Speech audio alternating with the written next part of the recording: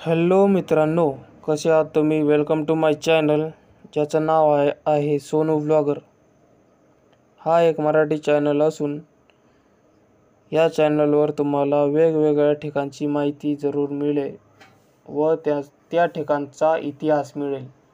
तर आज आपण जाणार आहोत सिद्धेश्वर मंदिर, पारनेर तालुका, अहमदनगर जिल्हा. जर कोणाला या मंदिरात यायची इच्छुकता असेल, हे मंदिर महादेवाचं मंदिर असून खूप प्राचीन काळाचे मंदिर आहे. असे म्हटले जाते की सिद्धेश्वर मंदिर हे ऐतिहासिक मंदिर आहे. तर तुम्हाला या मंदिराची माहिती थोडक्यात सांगतो.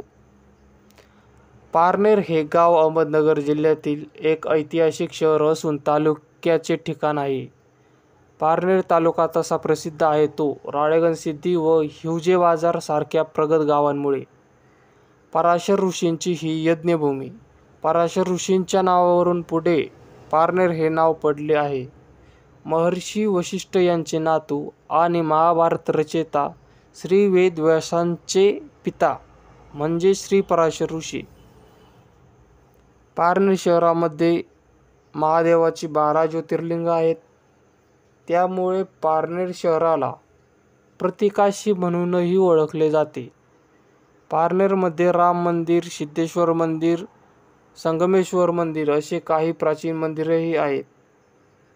त्यापैकी एक सिद्धेश्वर मंदिर, याची माहिती मी तुम्हाला सांगतो. पारनेर शहरापासून 5 किलोमीटर अंतरावर असलेल्या सिद्धेश्वर मंदिराचे एक वैशिष्ट्य म्हणजे येथे वसई विजयातून मराठ्यांनी ज्या पोर्तुगीज घंटा आणल्या आणि आपल्या देवतांना अर्पण केल्या, त्यातील एक घंटा येथे असून ही घंटा एका चतुष्कीच्या बांधकामात टांगलेली असल्याला दिसून येते. सध्याचे मंदिर हे पेशवे काळातील आहे, परंतु मंदिराजवळ असणारे मूर्तीचे अवशेष तसेच तेथील चतुष्की हे सगळं पाहिल्यावर कदाचित जुने मंदिर यादव काळातील असावे असं वाटते. पुढे कदाचित परकीय आक्रमणात ते पडले आणि मग पेशवे काळात त्याची उभारणी पुन्हा झाली असावी. जवळच मराठा काळातील पक्क्या विटांनी बांधलेली एक धर्मशाळा दिसून येते. त्याच्या पुढे पुष्करणी असून तिच्या भिंतीत देवनागरी लिपीतील एक शिलालेख कोरलेला दिसून येतो.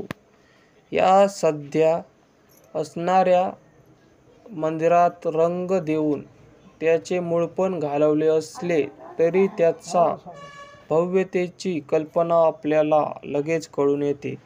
मंदिर हे अत्यंत साधे असून आतमध्ये कोणत्याही प्रकारचे कोरीवकाम दिसून येत नाही. मंदिराच्या मागच्या बाजूला आवारात गणपती, विष्णू, शंकर, पार्वती यांच्या जुन्या मूर्ती ठेवलेल्या दिसून येतात. कदाचित प्राचीन मंदिरात या मूर्ती असाव्यात असे वाटते. मंदिराचा परिसर हा अत्यंत आल्हाददायक असून पावसाळ्यात तर